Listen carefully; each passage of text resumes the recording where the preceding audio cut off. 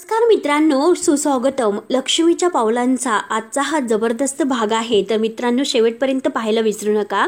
तेव्हा आता आजच्या या भागामध्ये जेव्हा आता चांदेकर घराण्यातील सर्व काही मंडळी आता खरेंच्या घरी येतात, दरवाजा उघडून जेव्हा संगीता आत येते आणि घरातील सर्वजण सुद्धा, तेव्हा मात्र काजल आणि सोहम एकमेकांच्या मिठीत असतात. आता घरातील सगळेजण आलेले आहे हे बघून त्या दोघांना खूप मोठा एक धक्का बसतो. तेव्हा अनामिका आता मुद्दाम सगळ्यांच्या समोर रडण्याचं नाटक करते आणि सोहमकडे रागाने बघत असते. सोहम आणि आता काजल हे यांची काही चूक नसताना ते फक्त आता काजल सोहमला सावरत असते. पण तरी सुद्धा आता ह्या अनामिकाने सगळ्यांच्या नजरेतून सोहमला उतरवलेलं असतं आणि काजलला सुद्धा आता सगळ्यांच्या समोर अगदी सभ्यपणाचं आव्हानात म्हणते की सोहम, अरे तू हे काय करतो. सोहम बिचारा आता त्याला ते गुंगीचं औषध दिल्यामुळे तो नशेमध्येच असतो. अनामिका ही आता काजलवर ओरडते की काजल, तुला अक्कल नाही का. अगं, तुझा हा जो एक्स बॉयफ्रेंड आहे ना, त्याचं लग्न झालेलं आहे आणि तो माझा नवरा आहे, नवरा. तेव्हा आता संगीता रागाने काजलला धरते आणि तुमचं काय चाललं आहे इथे, तुम्ही दोघं काय करत होतात असं विचार. आता काजल बिचारीची काही चूक नसताना संगीता तिच्या जोरात कानामागे देते. तेव्हा आता काजल खूप रडत असते. आता रजनी सुद्धा रागाने ह्या दोघांकडे बघत असते. रोहिणीला मात्र आता हे सर्व बघून खूप आनंद होत असतो. अद्वैतला तर एक धक्कादायक धक्काच बसलेला असतो आणि दिनकर तर खूप रडत असतो. दिनकर आता बाजूला तोंड करतो आणि रडत असतो. तो आता हे सर्व बघत नाही.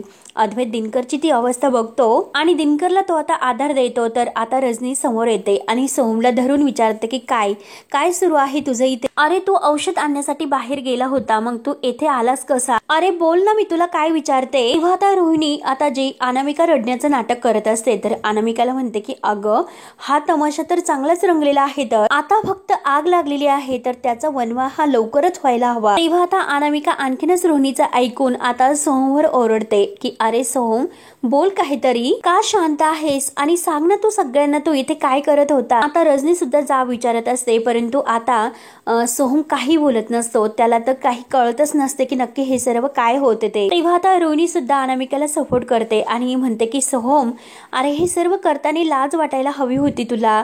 अरे इतकी चांगली बायको आहे तुझी, तुला ती इतका चांगला सपोर्ट देते आणि तरी सुद्धा तू तिच्या सोबत जे काही चुकीचं वागला ना, तर खरंच अनामिकाची यात काही चूक नाही. सोहम, सगळी काही चूक तुझी आहे. आणि आता रोहिणी नाटक करत म्हणजे आबांना म्हणते की डॅड, अहो आता कुठे खरे आणि आपले संबंध चांगले व्हायला हवे झाले होते. आपले मध्येच आता संबंध अगदी इतके चांगले होत असताना त्यांच्या तिसऱ्या मुलीने माती खाल्ली, तर आपण फक्त त्यांना मिठीत बघितलं, परंतु आपण नसताना यांचं काय काय घडलं असेल हे माहिती नाही. तेव्हा आता रजनी ही रोहिणीवर ओरडते की वंश, उगाच काही असं बोलू नका. तेव्हा आता रोहिणी म्हणते की न घडलेलं आहे हे तुला माहिती आहे का, आणि मी कसं काय आता हे नाही म्हणू. तेव्हा आता काजल बिचारी खूप रडत असते, ती काही एक शब्द बोलत नाही. तेव्हा आता रोहिणी म्हणते की हे बघा डॅड, अहो इतकं सर्व काही होत असताना आपण आपल्या या वेह्यांची संबंध कसे ठेवणार आहोत. आणि हे बघ सोहम, तू चुकलेला आहे. तर अनामिका आता रडण्याचं नाटक करते.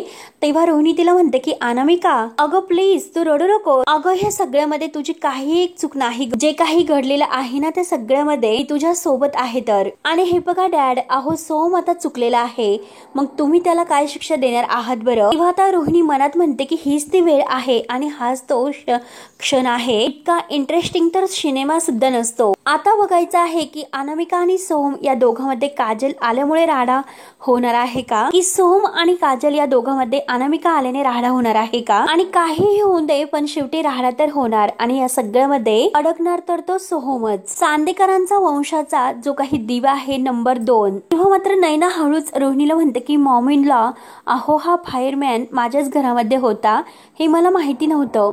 कारण माझी बहीण इतकी साधीसुधी असताना म्हणजे मला वाटत होतं, परंतु ही तर खूप तर पोहोचलेली आहे. तर त्यानंतर मात्र आता रजनी ही रागाने सोहमवर ओरडते आणि काजलला सुद्धा की मी तुम्हाला दोघांना स्पष्टपणे विचारते, आम्हाला मान खाली घालावी लागेल, आम्हाला लाज वाटेल, असं काही तुम्ही केलं का. तेव्हा आता सोहम आणि काजल शांत असतात.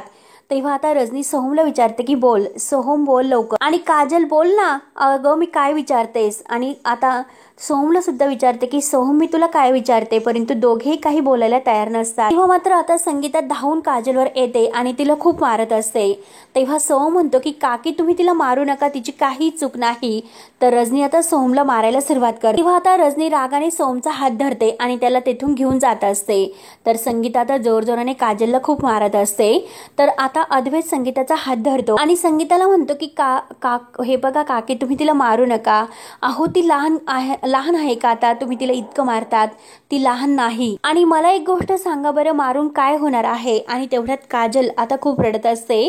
आणि हे बघा मिस्टर खरे आणि मिसेस खरे, प्लीज तुम्ही शांत राहा आणि माझ्याकडे एकदा बघा. आणि हे बघा मला आता घरी जावं लागेल, कारण आबा, सोहम आणि खरेला सुद्धा. पण हे बघा तुम्ही काळजी करू नका, मी सगळं काही ठीक करेल, मी हात जोडतो, माझ्यावर विश्वास ठेवा तुम्ही. तेव्हा आता संगीता अद्वैत निघून गेल्यानंतर अगदी डोक्याला मारून घेत असते की माझंच नशीब फुटकं निघालं, म्हणून ती जोरजोराने मारून घेते. तर काजल रडतच उठते आणि आईचा हात धरायला सुरुवात करून तिला थांबवायला लागते, परंतु संगीता पुन्हा तिला जोरात ढकलून देते. संगीता आता बिचारीवर आरोप करत असते की का तू माझ्या पोटी जन्म घेतला, अगं तुला हे सर्व करताना लाज कशी वाटली नाही की तू लग्न झालेला पुरुष आहे, इतकी मोठी घोडी झाली, अक्कल कुठे गेली होती तुझी शेण खाण्यासाठी. त्यानंतर आता इकडे सर्वजण चांदेकर घरात आलेले असतात. आता सगळेजण सोहमला ओरडतात.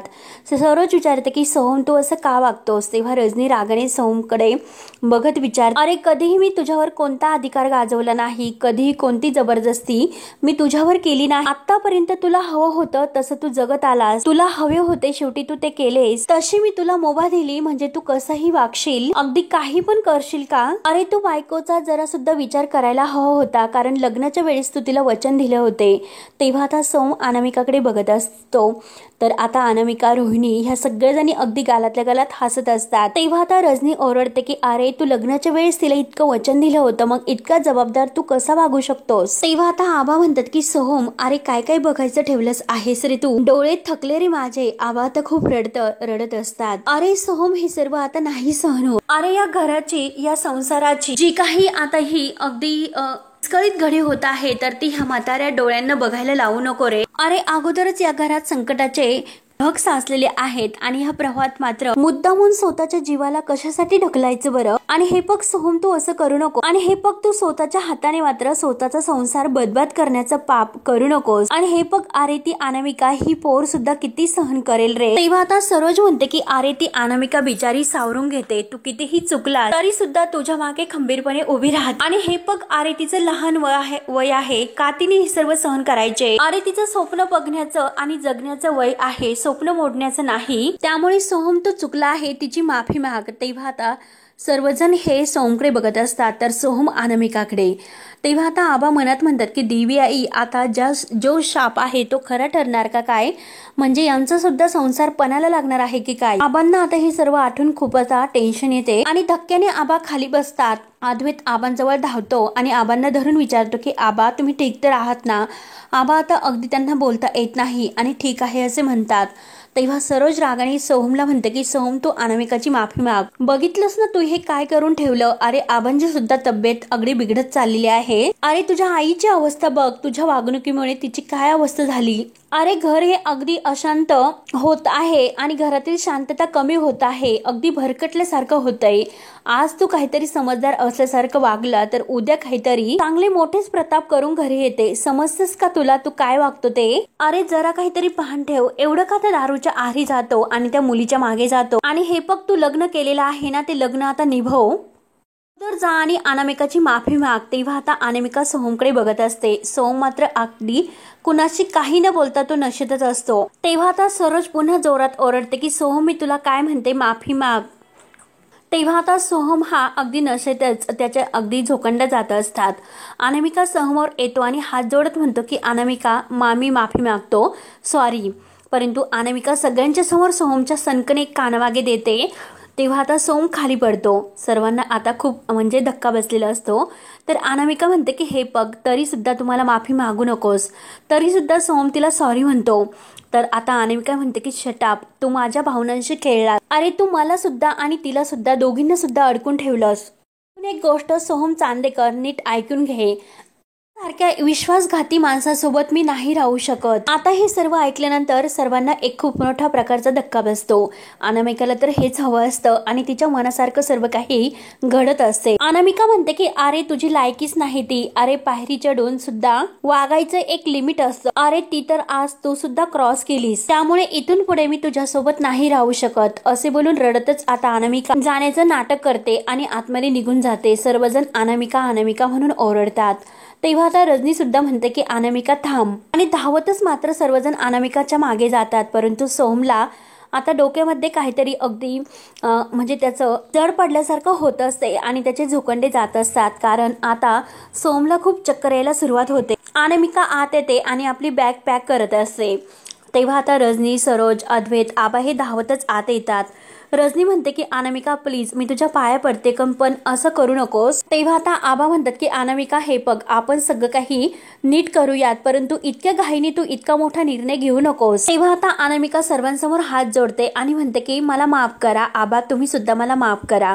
परंतु मी सोहम सोबत येथे नाही थांबू शकत आणि या घरामध्ये मी अजिबात आई राहू शकत नाही. कारण ह्या संसारालाच काही किंमत नाही. मग मी कशी कोणत्या नात्याने या घरात राहू शकते. तेव्हा आता रजनी म्हणते की हे बघ अनामिका मी तुझ्या समोर हात जोडते, तुझी पाया पडते, तुझी माफी मागते परंतु हे घर सोडून तू जाऊ नको. परंतु अगं माझ्यासाठी थांबशील ना तू, मी तुला शब्द देते. आता अनामिका लगेच उद्धट बोलते की आई तुम्ही काय बोलतात, कुठल्या तोंडाने तुम्ही मला शब्द देता आणि कुठल्या तोंडाने तुम्ही मला थांबवतात. तुमचा मुलगा कसा वागला हे बघितलंच ना तुम्ही. हे सगळं काही तुम्हाला माहिती आहे तरी सुद्धा त्यानंतर इतकं होऊन सुद्धा मला तुम्ही थांबवतात. हे तुम्हाला पटते का, तुमच्या तत्वात ते बसते का. तेव्हा आता रजनी फक्त रडत असते आणि नाही नाही करत असते. आबा बिचारे सुद्धा खूप रडत असतात कारण सोहमचा संसार उद्ध्वस्त होऊ नये असं त्यांना वाटत असते. तेव्हा आता अनामिका सगळ्यांच्या समोर रजनीला म्हणते की मी येथे नाही थांबू शकणार आणि आपली बॅग पॅक करते आणि बॅग घेऊन आता तेथून बाहेर जाते. तेव्हा आता सर्वजण अनामिका अनामिका म्हणून ओरडतात. आबा सुद्धा आता खूप जोरात अनामिकाला आवाज देतात परंतु ही उद्धट अनामिका कुणाचं काही ऐकून घ्यायला तयार नसते. तेव्हा आता अद्वैतचे तर पूर्णपणे हात टेकतात. तो शांत उभा असतो. आबा म्हणतात की अरे अद्वैता तू तरी तिला थांबव, त्यांचा संसार मोडेल, तू तिला थांबव. त्यानंतर आता इकडे सोहम अगदी चक्कर येऊन तेथे पडलेला असतो आणि सोफ्यावर तो अगदी बेशुद्ध अवस्थेत असतो. त्यानंतर आता अनामिका बाहेर येते तर अद्वैत धावतच येतो, अनामिकेचा हात धरतो आणि म्हणतो की हे बघ कोणत्याही तडकाफडकी तू हा निर्णय घेऊ नको. आपण सोहमशी एकदा सविस्तर बोलूयात परंतु इतक्या घाईने तू घर सोडून जाऊ नकोस. प्लीज मी तुला रिक्वेस्ट करतो एकदा आपण सोहमशी बोलूयात. तेव्हा आता अनामिका रडण्याचं नाटक करते आणि अद्वैतला म्हणते की हे बघा दादा हे सर्व करून काही फरक नाही पडणार, त्याच्याशी बोलून सुद्धा काही फरक नाही पडणार. बघ ना तू त्याच्याशी त्याची अवस्था, पडतो का त्याला काही फरक. तेव्हा आता सर्वजण सोहमकडे बघत असतात आणि सोहम तेथे आता त्या गुंगीचं औषध दिल्यामुळे त्याला काही कळत नसते आणि तो तसाच तेथे पडलेला असतो. तेव्हा आता अनामिका म्हणते की हे बघ तू लास्ट टाइम सुद्धा त्याच्याशी बोलला होता, त्याला काही फरक पडला का, नाही ना, त्याचं जे वागणं आहे ते सुरूच आहे. तेव्हा आता अद्वैतचे पूर्णपणे हात टेकतात. तेव्हा आता रोहिणी आणि नैना ह्या हसत असतात, त्यांना तर खूप आनंद होतो. तर अनामिका आता अद्वैत समोर हात जोडण्याचं नाटक करते आणि म्हणते की हे बघ दादा मी तुझ्यासमोर हात जोडते परंतु खोटी आशा तू मला देऊ नकोस आणि इथे मला नको थांबू, त्यामुळे काही फरक नाही होणार. त्यामुळे मी तुला एक स्पष्ट शब्दात सांगते या घरामध्ये जरी मी थांबले तरी त्याला काही फरक पडणार नाही. मी येथे परत नाही राहू शकत. म्हणून अनामिका आता हात जोडते आणि तेथून आपली बॅग घेऊन ती आनंदाने हसतच तेथून जात असते. अद्वैत तिच्या मागे अगदी धावतच तिला थांबवण्याचा प्रयत्न करतो परंतु ही उद्धट आता हसतच निघून जाते. रोहिणी आणि नैना अगदी खुशून हे सर्व बघत असतात. सरोज आणि रजनी तर खूप रडतात आणि आबांची सुद्धा आता अवस्था खूप बिकट होते. सरोज आता रजनीला सावरत असते, रजनी तर खूप रडत असते. आता अद्वैतला खूप टेन्शन येते. अद्वैतला इतकं टेन्शन येतं की आता तो स्वतःला म्हणतो की इतकं सगळं झाले तर मी आता खरेला काय तोंड दाखवणार आहे, खरेला मी काय सांगू आणि कुठल्या तोंडाने हे सर्व सांगू मला काही कळत नाही. माझा भाऊ आणि तुझी बहीण हे सर्व मी नाही फेस करू शकत खरेला, हे सर्व मी नाही फेस करू शकत खरेला. म्हणून अद्वैत स्वतःचा हात भिंतीवर मारून घेत असतो आणि हे सर्व तो बोलत असतो. अद्वैतला खूप टेन्शन येते आणि तो बिचारा खूप आता रडत असतो. तेव्हा आता आबा तर खूप रडतात आणि मनात म्हणतात की माझ्या पिढीनंतरचे हे संसार आहे तर ते सर्व संसार उद्ध्वस्त झाले. सरोज आणि प्रदीप यांच्या संसारात सुद्धा अडचणी आल्या. रजनी आणि श्रीकांत एकत्र राहतात पण ते सुद्धा नावापुरते. आणि आता हे जे काही घरात घडत आहे तर माझ्या नातवंडांचे संसार सुद्धा आता ह्या पिढीतील उद्ध्वस्त होत असताना डोळ्यासमोर घडत आहेत. राहुल आणि नैना सुद्धा वेगळे आहेत आणि आता तर अनामिका आणि सोहम सुद्धा वेगळे झालेत. आणि आता उरतो तो प्रश्न फक्त कला आणि अद्वैत यांच्या संसाराचा आणि ह्या पोरांच्या. आणि त्यांना सुद्धा आता आपल्या घरातील परिस्थिती कशी सांभाळून घ्यावी हा प्रश्न जर पडत असेल तर त्यांचा सुद्धा संसार धोक्यात आहे. मग काय करायचं? आता आबांना फार असं टेन्शन येते, कारण जो काही शाप आपल्या घराण्याला लागलेला आहे तर त्या शापामुळे आज माझ्याबरोबर माझा संसार तर अर्धवट राहिला. म्हणजे माझी बायको आहे तर ती अर्धवट मला सोडून गेली आणि आज मात्र ह्या माझ्या मुलांचे दोघांचेही संसार अगदी उद्ध्वस्त झालेले आहेत. प्रदीप सुद्धा घरामध्ये नाही. मग आता ह्या नातवंडाची सुद्धा तेच वेळ आली. मग आता ह्या शापाचं आता आबांना आणखीन टेन्शन येतात. आबा खूप रडत असतात. आबा आता अंबाबाईला हात जोडतात आणि म्हणतात की आई अंबाबाई तूच आता सावर. यांच्या संसाराला जे सावट लागलेलं आहे ते तूच सावरू शकते आणि यांचा संसार तू वाचू शकते. जे काही या शापाचं सावट आहे तर ते या घराण्यावर पडून देऊ नकोस आणि यांचे संसार आई अंबाबाई तूच आता वाचू शकते. म्हणून आबा आता खूप रडत असतात. त्यांना खूप टेन्शन येते. त्यानंतर आता रात्र होते तर आबा आपल्या रूम मध्ये झोपलेले असतात. आबांना मात्र सारखं सारखं त्या शापाबद्दल आता आठवत असते. त्यांना रात्री सुद्धा झोप नसते. आबांना आता गुरुजींचे बोलणे आठवते की ही जी पत्रिका ज्या गुरुजींनी काढून दिलेली आहे म्हणजे तुमचे गावचे गुरुजी परसुंब्याचे, तुम्हाला त्यांच्याकडे जावं लागेल आणि ह्या पत्रिकेतील जे काही दोष आहे तर त्याबद्दल काहीतरी निवारण करण्याचा उपाय आहे तर शेवटी तेच सांगतील.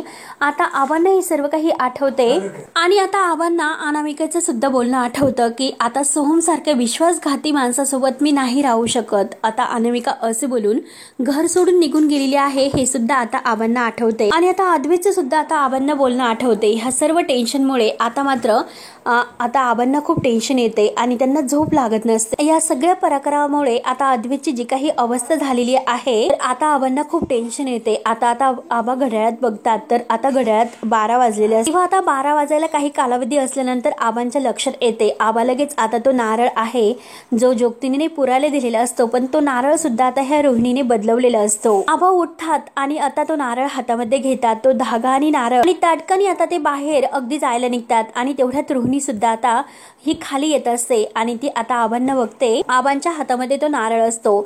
आता आबा अगदी लगबगीने बाहेर जात असतात. रोहिणी धावतच आबांचा पाठलाग करत आबांच्या मागे धावतच येते. तेव्हा आता रोहिणी ही बघते आणि आता इतक्या रात्रीचे हे कुठे निघाले असतील आणि ते पण हातामध्ये नारळ घेऊन. तेव्हा आता रोहिणी खुश होते. म्हणजे चला तर आता मी जो नारळ फेकलेला आहे तो इथेच आहे आणि डॅड मात्र जो नारळ मी तेथे ठेवलेला होता म्हणजे जो जोगतिनीने दिलेला नारळ आहे तर तो मी बदलवलेला होता आणि जो नारळ जोगतिनीने दिला होता तो इथे आहे आणि जो नारळ मी ठेवला तोच नारळ डॅड घेऊन गेलेत. म्हणून रोहिणीला आनंद होतो. आणि हे बघा डॅड, तुम्हाला जे काही आता करायचं असेल तर त्या नारळाचं तुम्ही करू शकता. त्याला पुरा किंवा नाहीतर त्याच्या खोबऱ्याच्या वड्या करून खा. परंतु तुम्ही ज्या गोष्टीसाठी चाललात ना ती गोष्ट तुमची पूर्ण तर नाही होणार. आणि खरंच थँक्यू, कारण तुम्ही खरंच खूप मला अगदी रिलॅक्स केलं. त्यामुळे आता मात्र मी आरामात आणि शांत झोपू शकते. गुड नाईट डॅड, असे बोलून रोहिणी आता खुश होत आतमध्ये निघून जाते आणि आबा हे बाहेर येत असतात.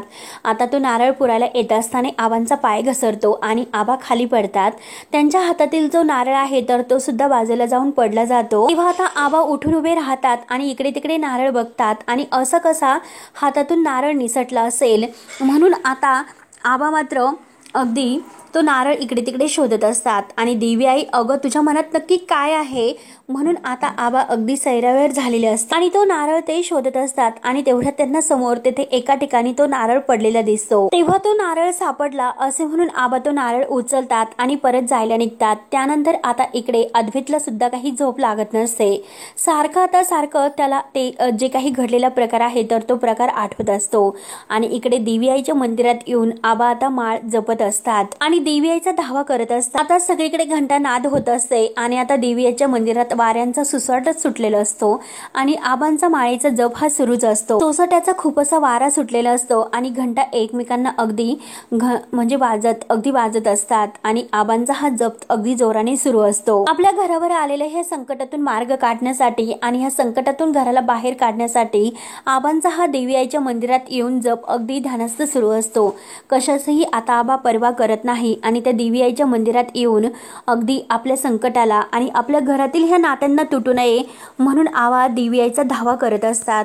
आता आबांनी स्वतःच्या जीवाची सुद्धा पर्वा केलेली नसते आणि सर्व काही ते अगदी स्वतःची काळजी न घेता हे सर्व करत असतात। आणि तेवढ्यात आता माळ जपता जपता आबा हे जोरात जागा हो असे ओरडतात। तेवढ्यात आता इकडे अद्वैत झोपेत असतो। अद्वैतला जाग येते आणि तो खडकन आता उठून बसतो आणि आपले कान दाबतो। अद्वैतला पूर्णपणे घाम फुटलेला असतो, त्याचं अंग अगदी थरथर कापत असते। अद्वैतलाच आता कळत नाही की नक्की हे सर्व काय होते।